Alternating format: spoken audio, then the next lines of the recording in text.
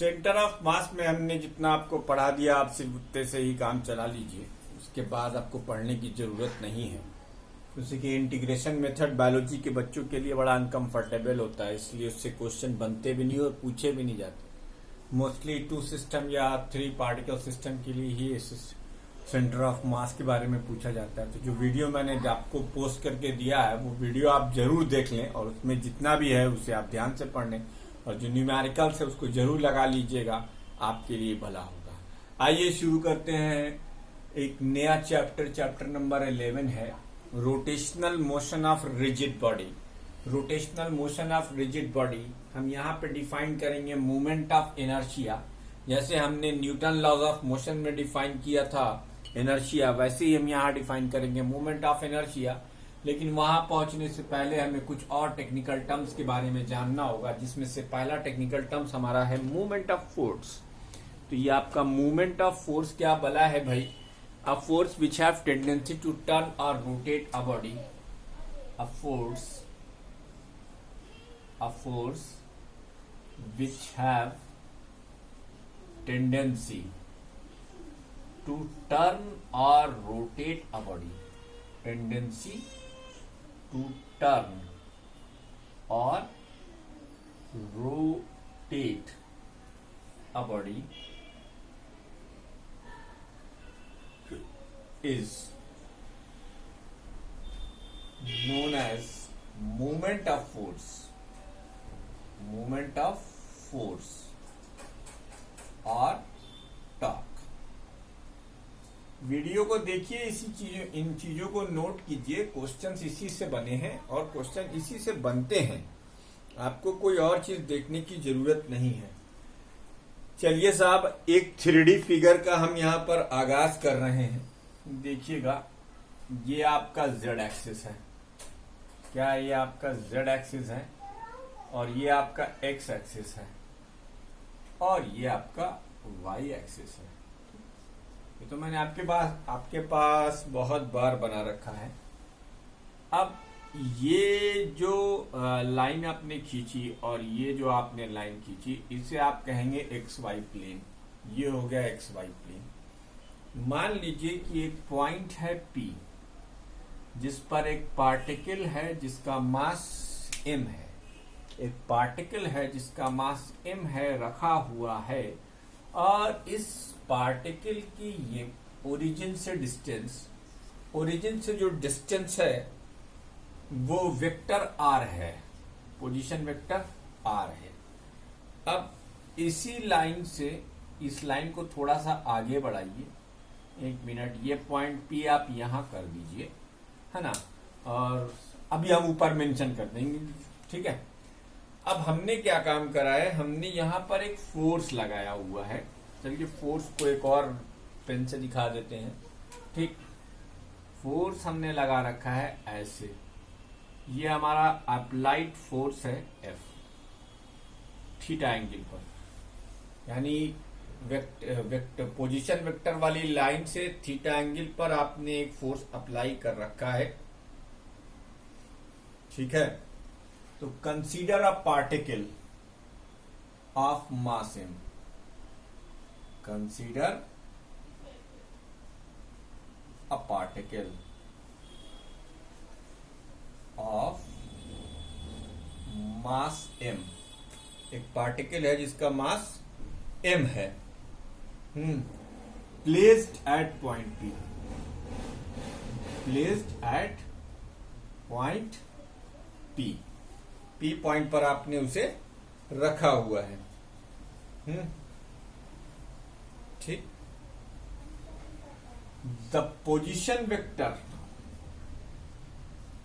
The PV of P is R। एक बार फिर से याद दिला दूं, ये OP है, यानी position of P with respect to R, जैसा कि मैंने आपको वेक्टर में बताया था, ठीक है।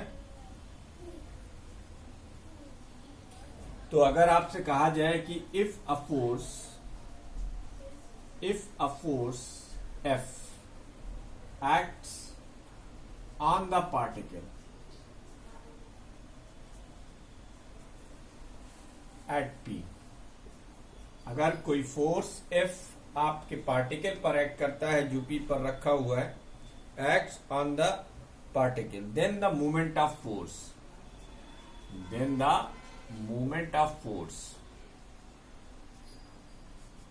ये जो आपका मूवमेंट ऑफ फोर्स है, मूवमेंट ऑफ फोर्स और टॉर्क में ऊपर क्या लिखा है, force which have tendency to turn और rotate a body.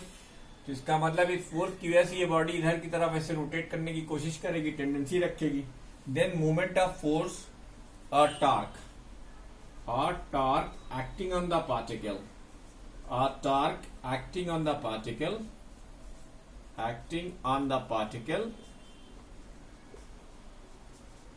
acting on the particle with respect to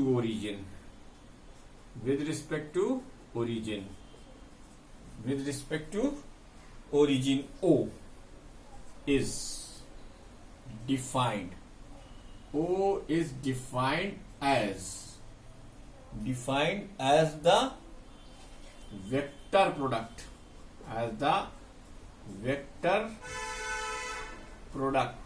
of vector R and vector F।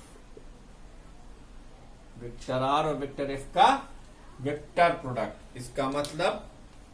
इसका मतलब टाउ R क्रॉस F होता है। टाउ क्या है बेटा? टॉर्क है, टॉर्क क्यू। अमेरिका में इसके बोलते हैं टॉर्क। क्या बोलते हैं? टॉर्क। अब आप जानते हैं कि अगर क्रॉस प्रोडक्ट है तो क्रॉस प्रोडक्ट को आप डिफाइन करते हैं कैसे? अब इसका अगर स्केलर वर्जन लिखा जाए तो आप लिखेंगे आर एफ साइन थीटा। क्या लिखेंगे? R F sine theta. Oh यार बहुत सीधी सी बात है, इसको समझ लो। याद करो सर्कुलर मोशन में मैंने तुम्हें सिखाया था, जब भी कोई सर्कुलर मोशन होगी तो उसके लिए तुम्हें परपेंडिकुलर फोर्स लगाना होगा। तो बाबूजी जरा धीरे चलो और मेरी बात को समझो। तो अगर तुम्हें मेरी बात समझ में आ जाती है तो बहुत अच्छी बात है ना। ये इसकी परपेंडिकुलर लाइन होगी और ये एफ परपेंडिकुलर होगा। देखो परपेंडिकुलर फोर्स की वजह से ये इसके चारों तरफ घूमेगा। अब आपके अच्छे से समझ में आ गया होगा। आप जानते हैं किसी ऑब्जेक्ट पर लगने वाला परपेंडिकुलर फोर्स उसको सर्कुलर मोशन प्रोवाइड करता है। अच्छा, वेयर थीटा, ये भी लिख दो, ये जान लो। Where theta is the angle between R and F, vector R and vector F, इन दोनों के बीच का एंगल है। तो देवियों और सज्जनों, ये आपका टॉर्क डिफाइन हो गया। अब टॉर्क एक वेक्टर क्वांटिटी है। टॉर्क क्या है? Tau is a vector quantity. Tau is a vector quantity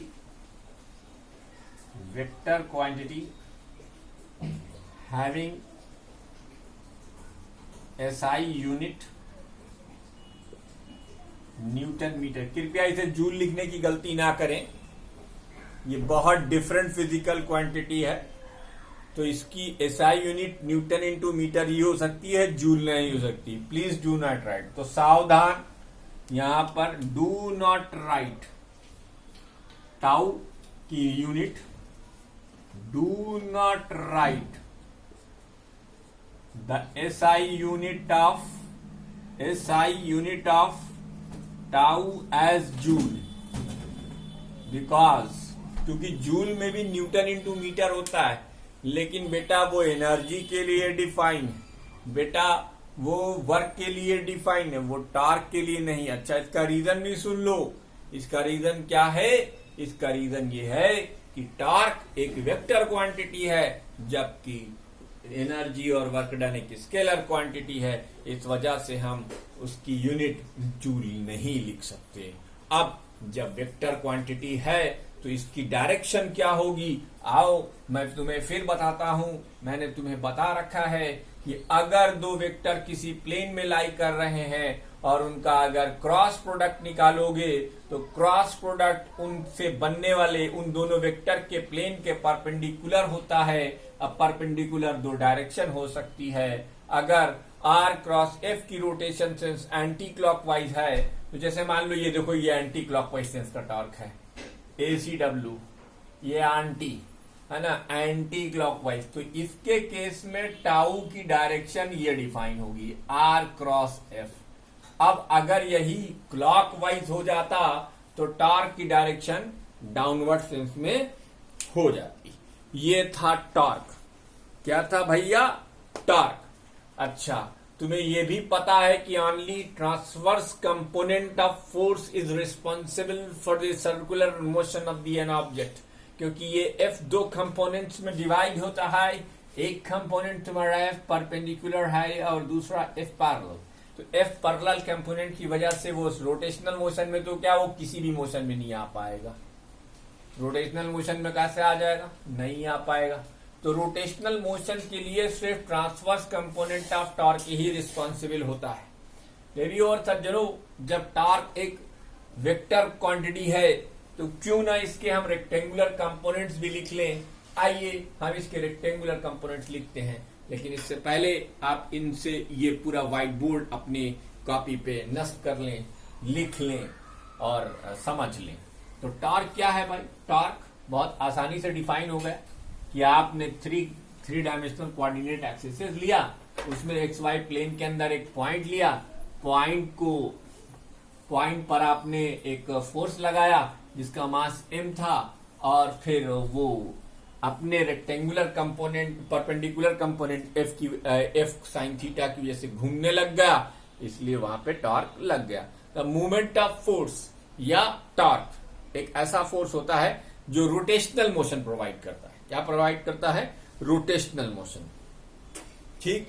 अब बेटा लेट जो तुम्हारा वेक्टर r है इसको तुम xi plus yj plus zk component में लिख सकते हो, और ये जो तुम्हारा f है इसको तुम fxi plus fyj plus fzk लिख सकते हो।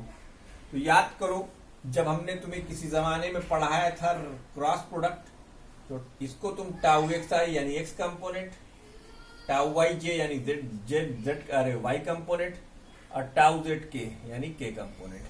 अब बेटा इसको तुम अगर रेक्टेंगुलर कोऑर्डिनेट के टर्म्स में लिखना चाहते हो तो तुम यहाँ I लिखोगे, यहाँ J लिखोगे, यहाँ K लिखोगे, और तुम्हें अच्छे से मालूम है कि वेक्टर में ऑर्डर मेंटेन करना बहुत जरूरी है। तो टाउ की वैल्यू r क्रॉस f होने के नाते यहाँ पर तुम्हें पहले r के कंपोनेंट लिखने हैं। r के ये तीन कंपोनेंट तुम लिखोगे x y z, और फिर तुम इसके कंपोनेंट लिखोगे fx, फिर तुम लिखोगे fy, फिर तुम लिखोगे fz। अब आगे की भी प्रक्रिया तुम्हें पता है। x का y का fz में मल्टीप्लीकेशन होगा, y fz माइनस, फिर हो जाएगा z fy, फिर माइनस j लिखा आपने, फिर आप लिखेंगे x fy और आप लिखेंगे y fx, और फिर आप लिखेंगे k times x fy minus y fx। ठीक, ये y हाँ प्लस टी, ठीक तो है, लिख दो दिया, तीनों कंपोनेंट लिख दिया। तो अब x कंपोनेंट ऑफ क्या हो जाएगा टॉर्क का? y F Z minus Z F Y. देख लियो यार, X Y Z Z Y X. ठीक, ऐसे ही अगर टाउ y लिखोगे तो क्या लिखोगे? X F Y X F Z, sorry X F Z, और ये हो जाएगा जेड एफ एक्स। ठीक है, ये हो जाएगा Z F Z minus Z F x. इसी तरीके से टाउ जेड की वैल्यू क्या हो जाएगी? X F Y minus Y F X. ये तीन कंपोनेंट्स हो गए। तो ये रेक्टेंगुलर कंपोनेंट के टर्म्स में टॉर्क की वैल्यू लिख गई। तो आप देख सकते हैं कि x कंपोनेंट है तो y और z इन्वॉल्व है, y कंपोनेंट है तो z और x इन्वॉल्व है, और z कंपोनेंट है तो x और y इन्वॉल्व है। यानी तीन के तीनों। हमेशा टॉर्क उस प्लेन के परपेंडिकुलर होगा जिस प्लेन में आपकी डिस्प्लेसमेंट और फोर्स लाई करेंगी। ठीक, एंगुलर मोमेंटम ऑफ पार्टिकल। अगला टेक्निकल टर्म हमारा जो है एंगुलर मोमेंटम है, तो इसे भी वीडियो को पॉज कर नोट कर लीजिएगा, क्योंकि हम इसे मिटाकर ही अगला टॉपिक शुरू करेंगे, एंगुलर मोमेंटम। तो भैया जब हम लीनियर मोशन में होते हैं तो हमारे पास लीनियर वेलोसिटी होती है, जब लीनियर वेलोसिटी होती है तो हमारे पास लीनियर मोमेंटम होता है।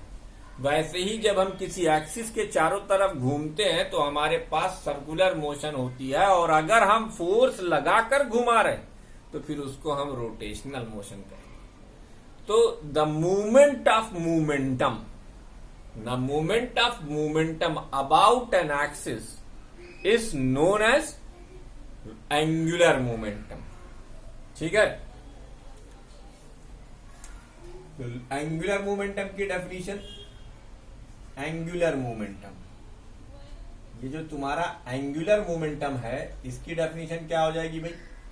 Angular momentum, the movement of momentum, the movement of momentum, the movement of momentum is known as angular momentum, is known as angular momentum। ठीक, ये रोटेशनल एनालॉग है, जैसे टॉर्क फोर्स का रोटेशनल एनालॉग है, वैसे ही ये टॉर्क फोर्स का rotational analogue है, वैसे ही एंगुलर मोमेंटम लीनियर मोमेंटम का एनालॉग है। ठीक है बेटा, एंगुलर मोमेंटम का एनालॉग। आइए फिर हम 3 डायमेंशनल ज्योमेट्री कंसीडर करेंगे। इस बार 3 एक्सिस हम बनाएंगे,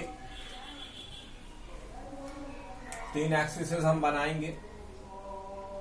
ये देखिए आपका, ये आपका जेड एक्सिस है, ये आपका एक्स एक्सिस है, ये आपका वाई एक्सिस है। ठीक, ये आपका एक्स वाई प्लेन है। सपोज कर लीजिए आपके पास एक पॉइंट है P, पॉइंट है P, अब ये लाइन हो गई, ये इसका पोजीशन वेक्टर है यार, और ये है ओरिजिन। फिगर के ये पॉइंट तो आपके समझ में आ ही गए होंगे, पीछे भी हमने बताया था। मान लीजिए इस थीटा एंगल बनाते हुए इसका मोमेंटम है, थीटा एंगल बनाते P, किससे? इससे थीटा एंगल बना। ठीक है बेटा, तो consider a point P, consider a point P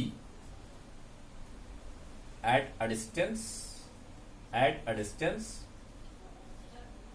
vector r from O। अब ये बार बार लिखने की जरूरत नहीं कि ये पोजीशन वेक्टर है। Consider a particle, let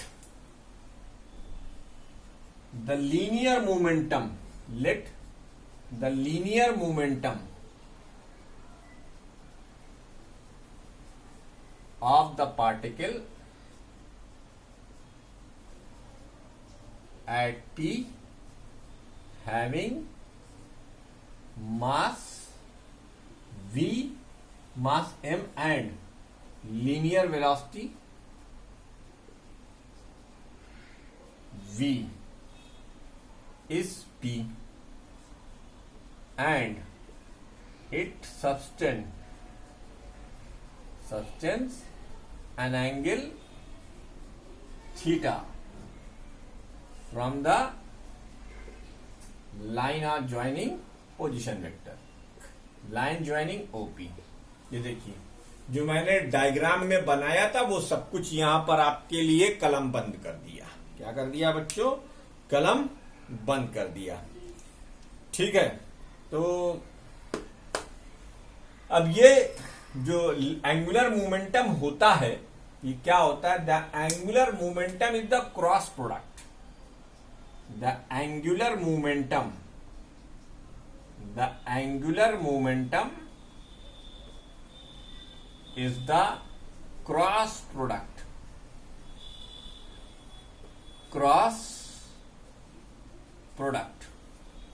of the position cross product of R and P. यह एंगुलर मोमेंटम की डेफिनेशन हो गई। The angular momentum is the cross product of R and P. ये इसकी मैथमेटिकल डेफिनेशन है, ये इसकी लीनियर डेफिनेशन है। देखो, सिग्निफिकेंस एंगुलर मोमेंटम का वही है जो टॉर्क का है। भाई उसका भी काम नचाने का, इसका भी काम नचाने का। और अभी आप देख सकते हैं, अगर आप यहां पे परपेंडिकुलर ड्रॉप करेंगे तो देखो बेटा, ये आपका जो है पी साइन थीटा हो जाएगा। क्या हो जाएगा? P sine theta. ठीक, अब आप अभी देखते जाइए, चिंता मत करिए। तो जब क्रॉस प्रोडक्ट डिफाइन करोगे तो आप लिखोगे जे है बेटा एंगुलर मोमेंटम। अब चूंकि दो वेक्टर के क्रॉस प्रोडक्ट से तुम्हें एक वेक्टर ही मिलेगा, इसलिए तुमने लिखा angular momentum R cross P. Order का हमेशा ध्यान रखना, आर पहले आया है तो पहले लिखेंगे, पी बाद में आया है तो पी बाद में ही लिखेंगे। बीच में क्रॉस का साइन इसलिए लगाया है क्योंकि क्रॉस प्रोडक्ट हम निकाल रहे हैं। क्या कर रहे हैं? हम क्रॉस प्रोडक्ट निकाल रहे हैं, इसलिए हमने इसको निकाला। ठीक, तो अब तुम्हें इसी से पता लग गया, ऑब्वियसली एक चीज तुम्हारे समझ में आ गई कि obviously J is a vector quantity. Obviously vector J is a vector quantity. J is a vector quantity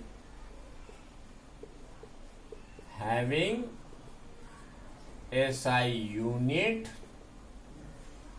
kilogram metre per second इसकी होती है। 1 मीटर और जोड़ दो, मीटर स्क्वायर सेकंड की पावर -1। ठीक है बेटा। अच्छा, अब अगर इन टर्म्स ऑफ मैग्नीट्यूड अगर तुम इसे लिखना चाहो, in terms of magnitude, in terms of magnitude अगर तुम इसे लिखना चाहो तो जे की value R P sine theta हो जाएगी। Where theta is angle between, where theta is angle between R and P. बच्चों, जैसे हम न्यूटन के लॉज ऑफ मोशन को पढ़ने के लिए फोर्स को डिफाइन करते हैं और मोमेंटम को डिफाइन करते हैं, वैसे ही रिजिड बॉडी की रोटेशनल मोशन को पढ़ने के लिए हमने टॉर्क और एंगुलर मोमेंटम को भी डिफाइन किया है। और आप ये जान लीजिए कि लीनियर मोमेंटम का सिर्फ ट्रांसवर्स कंपोनेंट यानी पी साइन थीटा ही रिस्पॉन्सिबल है इसकी रोटेशनल मोशन के लिए, इसके एंगुलर मोमेंटम के लिए, और कोई कंपोनेंट रिस्पॉन्सिबल नहीं होता। यानी पी कॉस थीटा जो है उसका इससे कोई